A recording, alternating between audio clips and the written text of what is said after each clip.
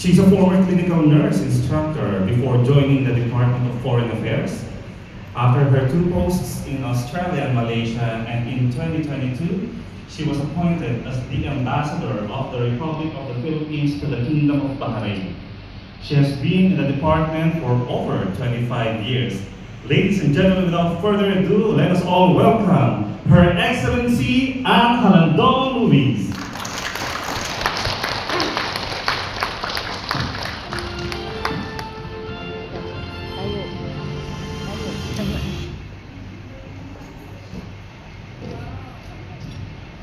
To our beautiful and handsome masters of ceremony, please take your seats. Thank you very much for the honor.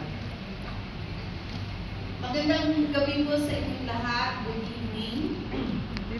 As I stand here, I was trying to remember kung ano yung mga dapat greetings na ipapaabot ko sa inyo on this occasion. So maybe isa-isahin ko na. Well, first of all, we recently observed Eid al-Adha, so I wish to convey my greetings to our Muslim brothers and sisters, Eid Mubarak, on the occasion of Eid al-Adha.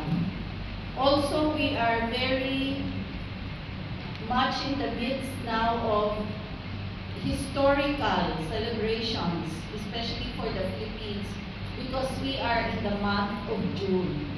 So I wish to also greet all Filipinos in the room maligayang araw ng kalayaan, which we celebrated yesterday, June 12. Okay? And recently, meron din relevance ito sa inyo. We also commemorated Philippine National Migrant Workers Day, and that was June 7, no? Which is actually a homage to all OFWs. So, I also greet you, all OFWs, Happy National Migrant Workers Day on that occasion. And sa paparating din po na mga dates itong June, meron pa tayong ibang celebration. And of course, tonight, it's very special to the United Citizen Crime Watch Incorporated, isang organization, to the officers and members led by Evangeline Mook. Congratulations on your 2nd founding anniversary. I remember the first anniversary also that you emceed, no? And I think it's worth noting, and I would like to commend you, that on this 2nd founding anniversary, you have decided to pay tribute to our household service workers who are rendering service here in the Kingdom of Bahrain. Actually, when you look at the profile of the Filipinos here in Bahrain, and according to the LFRA, there are more than 5,500 of us who are here in Bahrain. More than 40% are still household service workers. Although we are seeing an increasing numbers in terms of semi-skilled, skilled, and professionals. And we would like to see that continue.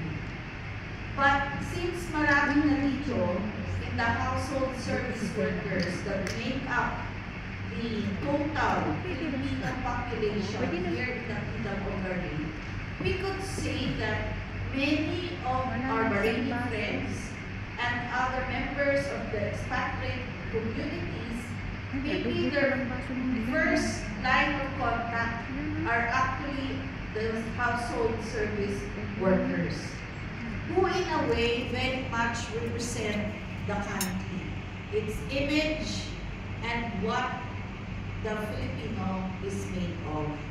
And I always say that I'm very proud of the quality of work that the Filipinos render here as OFWs.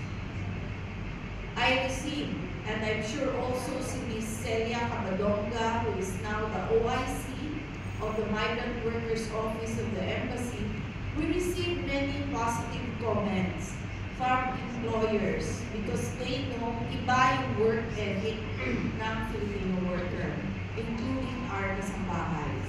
So I'm very proud of all of you, and I think that is why it is but fitting that tonight in the UCCI's founding anniversary, they have decided to pay tribute to the kasambahays from rendering service here in the kingdom.